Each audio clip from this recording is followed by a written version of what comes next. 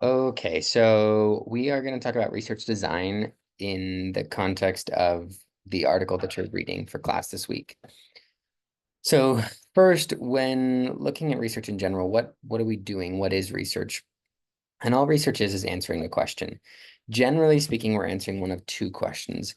Is there a difference between two groups, for example?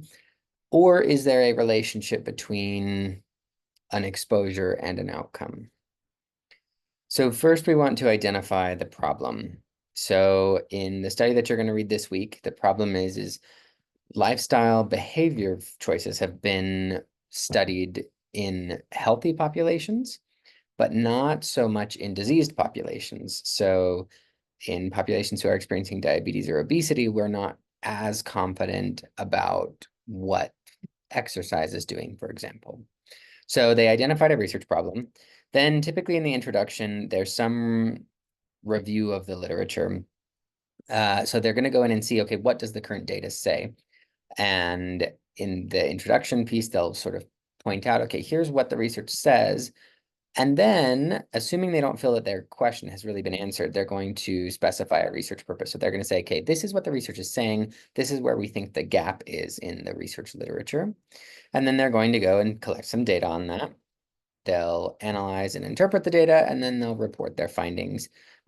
Generally speaking, they'll also publish. So I would say report and publish is sort of the next step there. Okay, so there are a lot of different categories of research, if you will. I'm gonna try not to dwell too long on this slide, but generally speaking, we have two categories, so quantitative and qualitative. And you won't read any qualitative work in this class, but qualitative work it's helpful to understand what it is. So oftentimes it's some type of interview. So as a researcher, I'm going to sit down, I'm going to interview someone, and I'm going to usually record the interview and make a transcript of that interview. So I'm going to actually write down the entire interview, and then I may code that interview and say, okay, they mentioned a barrier to exercise was time. And then in the next interview, I might also look at that and say, okay, they said a barrier was a different, maybe childcare or something like that, right?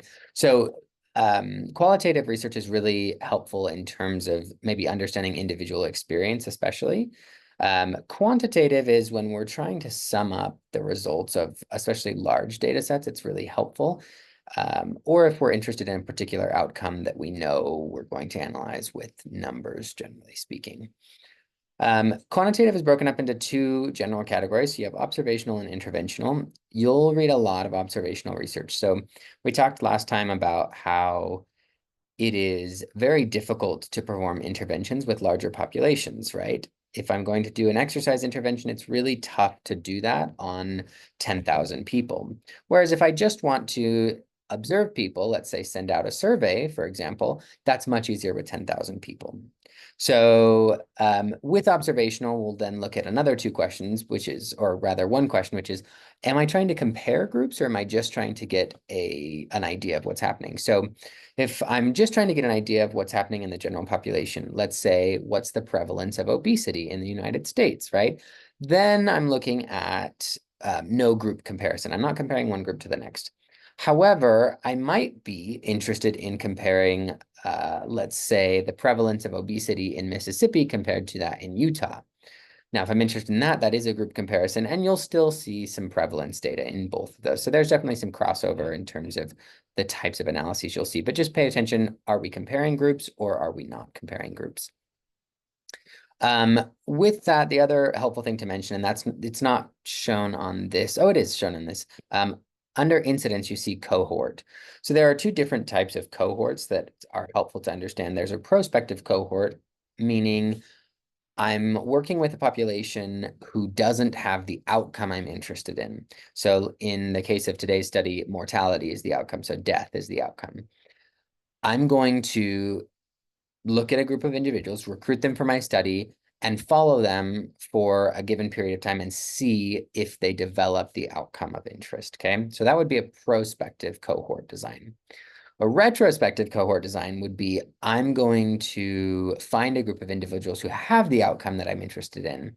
So in that case, it might be something like cardiovascular disease. So I'm going to study individuals with cardiovascular disease, and then I'm going to look back at risk factors that those individuals may have. So that would be usually recruiting in hospital clinics, for example, a population who has cardiovascular disease, and then giving them a survey and saying, how, on average, how many days a week are you active for more than 30 minutes, right? That might be a common survey question. And in that case, I would be performing a retrospective cohort. Okay. All right, let's move on to the intervention side. So quantitative intervention research. The big question there is, did you randomize your participants or not? So in the article you read last week, right, when we're studying something like smoking, you can't randomize people because it's unethical to require people to smoke for a study because we know it's unhealthy.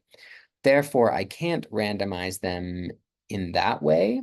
So in that study, I would say, okay, that's probably a quasi-experimental if I'm using another type of intervention. So let's say I'm having smokers and non-smokers exercise, and I want to look at the effect on mortality of smokers versus non-smokers exercising. That would be quasi-experimental because I can't randomize the smokers and the non-smokers. I just have to see who's a smoker and who's a non-smoker and test those individuals. Then there's randomization, and that's experimental data. So quantitative intervention that's randomized. And there's a lot of different ways to study those populations. So I'm not going to get too deep into that, but that's generally considered the strongest piece of evidence that you can have for a given claim. So if I want to claim that exercise prevents cardiovascular disease, I would want to do some kind of quantitative interventional randomized design. Two other things that are not mentioned on here. First is a review. So systematic reviews take a lot of different papers and they sort of try to summarize the results. A meta-analysis is really similar. It takes a lot of different papers, but instead of summarizing the results from those papers, it takes all of that data and combines it into one. So let's say I have 40 studies, right? That's what the paper last week had. So 40 studies, and each study has 100 participants. Okay, so in one study, I've got 100 participants, and that's a pretty good sample size. So I might be interested in the results. However, if I take the 40 studies, right, and now I have 100 in every single study, and I combine all that data, now I have 4,000 data points. So I'm more likely to believe those results. I'm more likely to think that those results apply to a larger percentage of the population. So that improves what we would call the generalizability of the results. So that would be a meta-analysis that's actually looking at the data points. Systematic review is just sort of summarizing the results from the different papers. The second thing that's not covered on here that I wanted to just briefly overview is longitudinal versus cross-sectional designs. Cross-sectional designs would indicate I could still have a cross-sectional design that has a time component to it, but it means that I'm not studying the same people at different time points, or at least I'm not trying to. So survey data is a really common example of this, where NHANES, for example, which is a data set I'm very familiar with, NHANES uses survey data, and they have a study every single year. So 2023 and 2024 will both have NHANES data. However, they are different groups of people being studied each year. So I can sort of look at how the general health of the population changes over time, but I'm not looking at the same individual's health change over time. A longitudinal study would say, I'm going to have a group of individuals and I will follow all of those individuals across time. Okay, so that's the difference between longitudinal and cross-sectional. The last thing I want to go over really quickly is the study that we are looking at today, NHIS. It uses NHIS data, and that is survey data, just so that we're clear. So we're looking at observational, and they do some group comparison. So we're down in that let's see, I have a laser pointer here. Were in this category today for our research article. Okay, so sampling and descriptive statistics. So first, if I'm going to study a question, I need to decide what is my population and how do I sample that population? Like we talked about, it's difficult to study an entire population, so I've got to find some way to sample it. For example, survey data. I might send out surveys to specific people, and we're going to talk about that in just a second. Generally speaking, though, when you're reading a research paper, we find what's called descriptive statistics. So I get my sample, and then I need to describe my sample. So I might need to describe their age or their sex or their socioeconomic status, whatever variables I've decided are potentially important for this group. And that's always found in table 1, a set of descriptive statistics in a research paper. Sampling is generally covered in your methods section. So just keep that in mind when you're reading today. So a couple different sample designs. So first is a simple random sample. Now that's the ideal and it never really happens. So a simple random sample would say, I have everyone in my population categorized somehow. I've given them a number. It's just very difficult to do because if I want to study the US population, am I studying only citizens? Am I studying residents? Am I studying, what about a homeless population, right? They are residents in that they live in the US, but they don't have a physical address. And so it's difficult to, am I including them? Am I not including them? Right. So simple random samples are tough. But that's the ideal. You give everyone in your population a number, and then you use usually a random number generator to select, let's say you want to study 100 people. So you've numbered all of your population, then you want to study 100 of them. You use a random number generator and we get a simple random sample.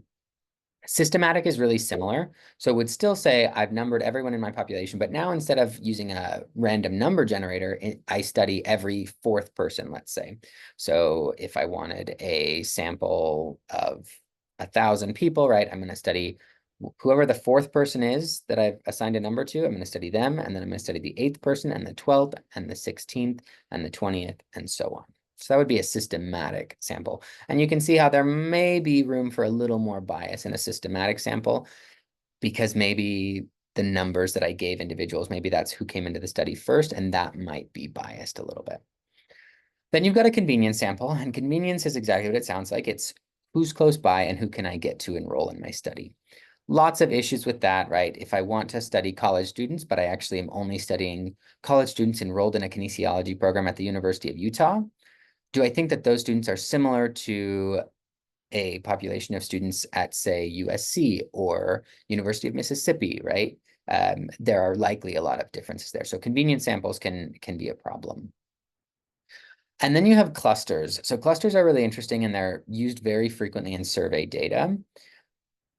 Clusters are, let's take zip codes. That's probably the easiest one. So the US has a certain number of zip codes, right? I can list all of those zip codes and say, I'm going to randomly, so using my random number generator, I'm going to randomly sample some zip codes. That would be a cluster, right? The zip code is a cluster. So if it was in the US and I'm studying a zip code in Utah, and then one in Illinois, and one in Mississippi, and one in Louisiana, and one in Texas, right? Those are all clusters. And those clusters may differ from, let's say, a cluster in New York. So we know that clusters are, whenever we have a cluster sample, everyone in the cluster is likely to be more similar to each other than they are to other clusters. And so we've got to account for that as well, knowing that there's going to be some error there. And then the last thing is a stratified sample. So stratified samples are really useful when it's difficult to study a certain portion of the population, or when I know that I am not representing a given portion of the population. So age is a good example here. Let's say I want to study the entire US population, but it's really difficult to recruit 3 to 5-year-olds, right? Because then their parents have to be involved and it's tough to get the parents involved. So in that case, I might want a stratified sample, meaning I'm going to intentionally seek out 3 to 5-year-olds to enroll them in the study. I don't have to intentionally seek out, let's say, 25 to 35-year-olds because they're really easy to enroll in a study. So stratified just says I need to have a specific number of individuals in a given strata. And strata may be age-based, right? So I might have a strata for 1 to 3-year-olds, 3 to 5-year-olds, 5 to 10-year-olds, right? And so on. Similarly, another really common one that's used is ethnicity or race. So I might be interested in a non-Hispanic Black population, right? But those individuals are more difficult to enroll than, say, a non-Hispanic white population. And so I need to oversample those individuals. I need to require a certain number of those individuals to be enrolled in my study. So that'd be considered a stratified sample. What you're using today in the article is a stratified cluster design with NHIS. So I'll let you think about that while you read the article.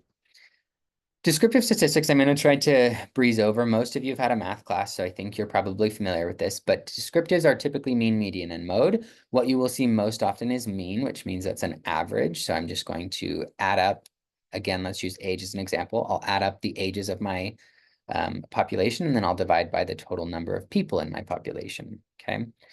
In a normal distribution, so that's that middle one, that symmetric distribution, mean, median, and mode are the same. So if I think that I have a large enough sample that I'm probably going to have a normal distribution, I'm not super worried about which statistic I use. However, if I were studying something like socioeconomic status, for example, we know that there's a large gap between, let's say, the lowest 10% of the population in terms of income and then the highest 10% of the population. So I may expect that those extreme values are going to influence my data set for socioeconomic status. So let's say I was studying the top 10% of the population. Well, if I enroll one person who's in the 1%, that's going to positively skew my data a lot, meaning most of my sample, so if we're looking here, most of my sample is going to have an income somewhere around here. But then I have one or two individuals up here that are going to push the mean to the right, okay? Meaning the mean is going to look a lot higher than most of the population, okay? So I just want to be aware of what my distribution is or what I think my distribution is. And the larger the sample size, the more I can sort of assume that I have a normal distribution. Lastly, we're going to talk about standard deviation. So standard deviation this is from table 1 in the research study you read today. In parentheses is standard deviation. So you typically see mean and then standard deviation right next to it. All standard deviation indicates is how far away from the mean an individual data point is. So if I'm within one standard deviation, so that would be about here and here. So one standard deviation of the mean it has to, by definition, include 66.8% of the data. Two standard deviations of the mean is about 95% of the data, and then within three standard deviations of the mean, you're looking at about 99.7% of the data. So that's just helpful to understand, okay, standard deviation, right? So let's take a look at this first value. So N is the number of participants in the study. And then the number of potential high-risk lifestyle behaviors. So we had 1,595 individuals that were in this portion of the population now who had 0 to 2 high-risk lifestyle factors. But I'm not 100% sure that that's the right number. It may be that number within about 15 on either side, okay? So just know that that's how close do the data points cluster to the mean? So within 15 of 1,595 individuals. Okay, looking at inferential statistics. So inferential statistics are when I am trying to make claims about the total population from a sample. So that's all an inference is, okay, I don't have my entire population, I have this sample. Now I'm going to try to make some assumptions about the general population from the sample. So first we have hypothesis and probability testing. So you have the null hypothesis, so that's represented by this HO. And then you have the alternative hypothesis. So in this study that you're looking at today, all individuals, the null hypothesis is that all individuals share similar mortality rate regardless of these characteristics. So the study is sort of trying to prove that that's not true, that there are some important lifestyle risk factors that play into mortality risk. So if I look at these first two boxes, I might be interested in looking at a physically active population or a physically inactive population and that risk on mortality. Okay, so my null hypothesis would be that there's no difference between these two groups with regard to mortality. My alternative hypothesis would be that physically active individuals have a lower rate of mortality than physically inactive individuals. Okay. So like I said, we're mainly looking at differences in relationships. And when I'm looking at a difference, usually the test I'm going to use is a t-test.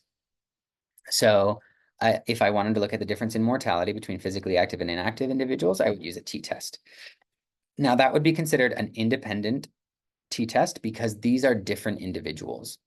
Now, if they were the same individual, let's say in a longitudinal study, and I was looking at individuals' mortality, or let's say, not mortality in this case, let's say we were looking at an individual's body fat, and I looked at them at the beginning of the study, and then I looked at them again later on in the study to see if body fat percentage changed. That then would be a paired t-test, meaning I'm looking at the same individual change over time versus different individuals. So we have an independent for different individuals and a paired for the same individual. Then we have an ANOVA, and an ANOVA is the same thing as a t-test, except for if I want to compare 3 groups, so 2 or more. I can use an ANOVA instead of a t-test, but t-test is generally considered for 2 groups, and then ANOVA for 2+ groups, so 3 or more. So a common thing that you might see in the research literature is we want to compare, again, maybe we use mortality, the mortality of people who are meeting aerobic fitness guidelines, people who are meeting resistance fitness guidelines, and people who are meeting both, right? So in that case, I'd have to use an ANOVA. And then lastly, a chi-square. So chi-square is for categorical data. So you could use a chi-square for these 3 because I could say yes or no to each of these. If this was age groups, right? So let's say I had a clustered stratified design and I was looking at the difference between individuals between the ages of 10 and 20, 20 and 30, and 30 and 40. Those are categories, but I'm looking at, instead of mortality, let's say I'm looking at, again, body fat percentage works, right? In that case, I would use an ANOVA because I'm looking at a continuous variable, meaning the numbers change. In this case, aerobic, yes or no, resistance, yes or no, both yes or no. Now I can look at using a chi-squared. And then lastly, we want to look at relationships. So relationships can be expressed in 2 ways. One is a correlation, so you'll get an R value, and that's from anywhere from -1 to 1 is your range there. And then you can have an R squared value, which is the values are 0 to 1. So really quickly in this study, let's orient ourselves to it. First, on the y-axis, we have, what is it? COVID-19 mortality rate. Okay, so that's my outcome variable. I'm interested in that. And I want to see if physical activity plays a role in COVID-19 mortality. So the direction of the line tells you whether or not the relationship is positive or negative. So if it's going up and to the right, that's a positive relationship. So there is a positive relationship between physical activity and COVID-19 mortality rate. What that means is that as COVID-19 mortality rate goes up, so does physical inactivity. And I should say that the other way around. Generally, it would be your dependent variable is going to come, or sorry, your independent variable is going to come first. So physical inactivity is my independent variable. And I would say that as my independent variable increases, as I become more physically inactive, my chances for dying from COVID-19 go up. Okay. Now, a perfect correlation would be a 1. A perfect positive correlation would be a 1. And generally, that would be sort of a perfectly diagonal line. So you can see that we're not perfectly diagonal here, meaning there's definitely, looks like there's a relationship here, but maybe my correlation is something like a 0.6 here, as opposed to a perfect 1. Okay. Then the R squared value is going to tell you how closely do the dots circle around the line. So the line represents what I think is going to happen. It's a model of what I think is going to happen. The dots are actual data points, and that tells me, okay, what's actually happening. So the way that you would interpret an R-squared value is what is the percentage of variability in Y that is explained by X. So how much of the mortality rate is explained by physical inactivity? And you can see these dots are mostly clustered around the line, right? So if I didn't have those outlying numbers, I might say this is, maybe I have something like a 0.78. So 78% of the variability in mortality rate is explained by physical inactivity. However, because of those extra little dots out here, maybe that makes it something like a 0.6. So now only 60% of the variability in mortality rate is explained by physical inactivity. A rough way to talk about the magnitude of the correlation is that a strong correlation is usually considered above a 0.7. A moderate correlation is usually a 0.4 to 0.7, and then a weak correlation is usually less than 0.4. That's not a hard and fast rule. You'll see people use different things in the literature, and mostly the way that research is going, we just report numbers. We don't actually say it's strong, moderate, or weak anymore. Usually that's reserved for presentations and not actually in the research paper. Okay, so back to this really quickly.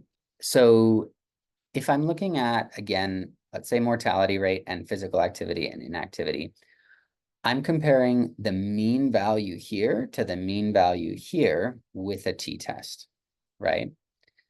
Now, a confidence interval is how confident am I that the true value lies inside of the ranges that I'm giving you. So a confidence interval is a range. So you can see down here in parentheses, that's a range of numbers. So this is the low end of the estimate. This is the high end of the estimate. So we know, right, that there is always some inherent level of error when we're sampling instead of looking at the entire population. So a confidence interval is usually, we usually calculate a 95% confidence interval, which states that we're 95% sure that the population mean falls within this range. And then this number out here is representing the sample mean. So in the sample, this is the number I got. And I think that the population number, I'm 95% sure the population number is within this range. Okay, so another way of saying that is the estimated population parameter. So parameter is a word that's used exclusively for if I studied an entire population. So estimated the population parameter based on the sample statistic, and statistic is what's used for a sample. Now, this differs slightly from a p-value. So a p-value doesn't give us a magnitude. It doesn't tell us what the risk is. It just tells us, is our result over here statistically significant? Okay, so, and what that means is the likelihood of the result that we got being due to chance. And this is decided by the researcher. So usually what you see is a p-value of less than 0.05 is considered statistically significant.